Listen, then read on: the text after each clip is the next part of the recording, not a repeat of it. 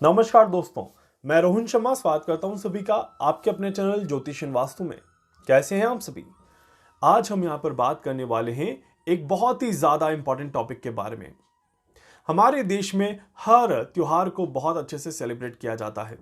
अभी अभी हमने नया साल सेलिब्रेट किया था, उसके बाद 26 जनवरी, उसके बाद बसंत पंचमी और अब हम सेलिब्रेट करने जा रहे हैं महाशिवरात्रि। और महाशिवरात्रि के ठीक बाद हम सेलिब्रेट करेंगे होली का त्योहार। और आज इस वीडियो में हम बात करने वाले हैं होली के त्योहार के ऊपर कुछ बहुत ज़्यादा महत्वपूर्ण चीज़ों के बारे में। देखिए, त्योहारों का मतलब होता है सेलिब्रेशन, उत्साह और परिवार के साथ खुशियां बांटना, सबको खुश करने की कोशिश करना और हर एक चीज को अच्छा करने का प्रयास करना। बट काफी बार हम कुछ ऐसी गलतियां अनजाने में कर देते हैं जिसकी वजह से हमें काफी ज्यादा परेशानी उठानी पड़ती है। और इसी वजह से आप सभी को मैं आपको यहां पर बताने वाला हूं कि 8 दिन आप सभी को बहुत ज्यादा सावधानी रखनी है। कौन से हैं वो 8 दिन और क्यों रखनी है हमें सावधानी, इसको समझिएगा। सबसे पहले, होली के त्योहार से ठीक पहले लगता है होलाष्टक।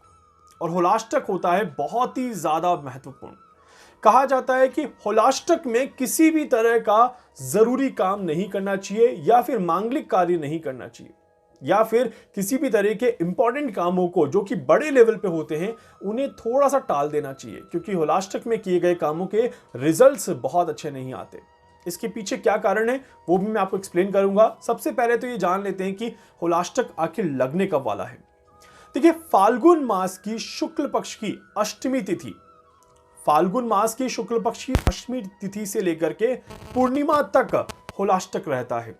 तो इसीलिए इस बीच में किए गए सारे कार्य कहीं ना कहीं नुकसान देने वाले रहते हैं। और इस बार ये जो समय आ रहा है ये फरवरी महीने की 27 तारीख से शुरू हो जाएगा। 27 ऑफ फरवरी से लेकर के 7 ऑफ मार्च तक यहां पर यह होलाष्टक रहेगा। उसके बाद यह होलाष्टक पूरी तरह से खत्म हो जाएगा। तो इसीलिए ये वो समय है जहां पर आप सभी को कोई भी मांगलिक कार्य नहीं करना है। 8 दिन का समय है, इसीलिए अभी से बता रहा हूं ताकि आप अपने कामों को उसी अकॉर्डिंग प्लान करके चले और किसी भी तरह की नए काम की शुरुआत करने से पहले 2 बार सोचें, एक अच्छे जानकार पंडित से मुहूर्त निकलवाएं और उसके बाद ही अगर कोई जरूरी कार्य है तो इसके अंदर करें। अदरवाइज उस काम को आप टाल दीजिए तो काफी ज्यादा अच्छा रहेगा। देखिए, होलाष्टक में कहा जाता है कि ग्रहों का जो स्वभाव होता है वो उग्र हो जाता है। और इस बार ये जो समय चल रहा है, इस समय में यहां पर शनिदेव जो है वो अस्त पोजीशन में चल रहे हैं। और शनिदेव अस्त होने की वजह से और गुरु के पाप कर्त्री होने की वजह से ये होलाष्टक का जो प्रभाव है ये और भी ज्यादा नेगेटिव यहां पर देखने को मिलेगा। इसी वजह से यहां पर कोई भी कार्य जो आप पॉजिटिव तरीके से भी करते हैं, आप पॉजिटिव एटीट्यूड के साथ भी करते हैं, मन में अच्छी भावनाएं रख के भी करते हैं, तो भी आपको ग्रहों का सहयोग नहीं मिलेगा। और ग्रहों का सहयोग नहीं मिलने के कारण से ये समय में आप सभी को काफी ज्यादा परेशानियां देखने को मिल सकती हैं। होलाष्टक के समय में देश और दुनिया में भी माहौल बदलता हुआ नजर आएगा।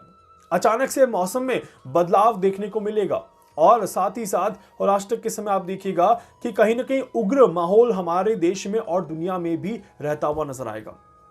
उत्तर दिशा में कुछ घटनाएं यहां पर घटना संभव है। कहीं ना कहीं दिल्ली और पंजाब के आसपास का जो एरिया रहेगा यहां पर नेगेटिविटी थोड़ी सी ज्यादा रहते हुए नजर आएगी। और इसके अलावा कई प्राकृतिक घटनाएं भी यहां पर घट सकती हैं, जिसके बारे में मैं आपको आने वाले समय में पूरी तरह से एक्सप्लेन करूंगा कि कब, कहां और कैसे, किस तरह की घटनाएं यहां पर घटेगी। बट अगर देखा जाए तो ये समय जो है ये इस बार वाकई में अच्छा नहीं दिखाई देता। इसी वजह से मैं आप सभी को कहूंगा कि थोड़ी सी सावधानी रखें, अपने आप को रिलैक्स रखें, जल्दबाजी किसी चीज की ना करें, इस बात का विशेष ध्यान दीजिएगा। और क्या क्या काम नहीं करने हैं वो अब आप नोट कर लीजिए कि होलाष्टक जब लगता है तो हमें क्या क्या काम नहीं करने चाहिए। इससे पहले एक सवाल और था कि आखिर होलाष्टक क्यों इतना खराब है और इसकी पौराणिक कथा क्या है, इसके मायने क्या हैं। तो ये मैं आपको बता देता हूं। देखिए, क्या है कि भक्त प्रहलाद के बारे में तो आप सभी ने सुना होगा, हिरण्यकश्यप के बारे में भी आप सभी ने सुना होगा। ये वो समय था जब हिरण्यकश्यप ने भक्त प्रहलाद को जलाने के लिए चिता की तैयारी कर दी थी और 8 दिन तक वो चिता सजाने का काम हो रहा था। और उसके बाद हिरण्यकश्यप की बहन जो थी, आप सभी को पता ही होगा कि उन्होंने भक्त प्रहलाद को अपनी गोदी में बिठा करके अग्नि में स्वयं बैठ गए थे। बट भक्त प्रहलाद को कुछ नहीं हुआ और वो स्वयं भस्म हो गई थी और उसी को होलिका दहन के रूप में हम सेलिब्रेट करते हैं। तो इसीलिए ये पौराणिक मान्यता भी अपने आप में काफ़ी ज़्यादा अच्छी है, जिससे कि हमें पता चलता है कि नेगेटिविटी कितनी ज़्यादा चरम पर थी और उसके बावजूद भी हम अगर पॉजिटिव रहे तो हम डेफिनेटली आने वाले समय में और अच्छा कर सकते हैं। तो अब आप नोट कर लीजिएगा कि कौन कौन से काम आपको अवॉइड करने हैं और कौन कौन से कामों को बिल्कुल भी नहीं करना है। सबसे पहले तो मकान का निर्माण कार्य नहीं शुरू करना चाहिए, इस बात का विशेष ध्यान रखिएगा। काफ़ी बार मैंने कई लोगों को देखा है कि ये फरवरी मार्च के आसपास में वो मकान के कामों की शुरुआत कर देते हैं, बट आप सभी को इन 8 दिनों में मकान के किसी भी कार्य को शुरू नहीं करना चाहिए, चाहे वो कितना भी अच्छा क्यों ना हो या आपको कितना भी सस्ता क्यों ना पड़ रहा हो, बट ना करें।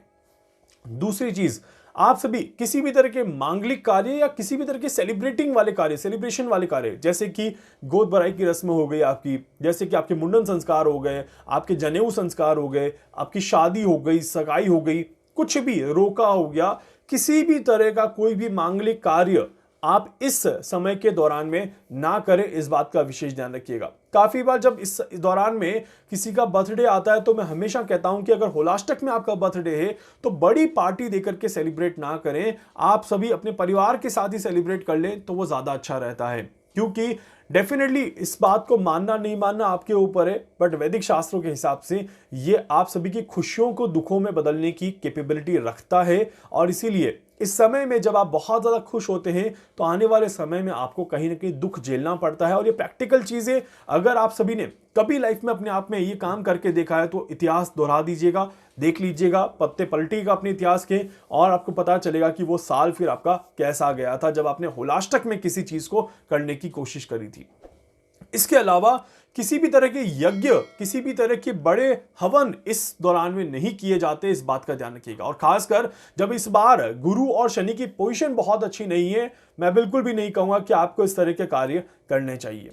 ठीक इसके बाद यहाँ पर किसी भी तरह की वाहन खरीदना, प्रॉपर्टी खरीदना, किसी भी तरह का इलेक्ट्रॉनिक इंस्ट्रूमेंट खरीदना या किसी भी तरह की लग्जरियस चीज़ों को खरीदना भी आप सभी के लिए बहुत अच्छा नहीं रहता।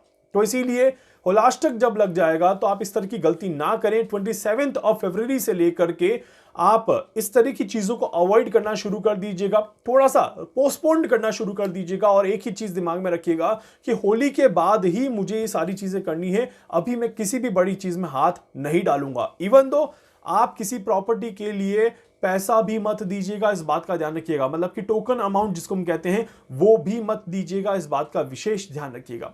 और किसी व्यक्ति को पैसा उधार देने से भी थोड़ा सा बचिएगा। साथ ही साथ मेडिकल टेस्ट, मेडिकल ट्रीटमेंट कोशिश करें कि समय के दौरान में थोड़ा सा अवॉइड कर दें। अगर आप रुक सकते हैं, अगर पॉसिबल है रुकना, तो होली के बाद कर लीजिएगा, ये आपके लिए ज़्यादा अच्छा रहेगा। सो ये समय आपको सही से निकालना है, आराम से निकालना है, किसी भी तरह की गलती इन 8 दिनों में ना करें, इस बात का विशेष ध्यान रखें, सतर्क रहें, सचेत रहें और होली का त्यौहार अच्छे से सेलिब्रेट करते हुए रहिएगा। परिवार के साथ समय बिताइएगा। आप सभी को होली की ढेर सारी शुभकामनाएं मेरी तरफ से, और थोड़ी सी सावधानी आप सभी का आने वाला भविष्य बना सकती है, इस बात का ध्यान रखिएगा। वीडियो को लाइक कर दीजिएगा, चैनल को सब्सक्राइब कर दीजिएगा, बेल आइकन पे जरूर से क्लिक करिएगा। इसके अलावा कुछ पूछना चाहते हैं, कुछ जानना चाहते हैं, अपने बारे में कुछ समझना चाहते हैं, आप मुझसे संपर्क कर सकते हैं। मैं पूरी कोशिश करूंगा आप सभी की हर संभव मदद यहां पर कर सकूं। धन्यवाद।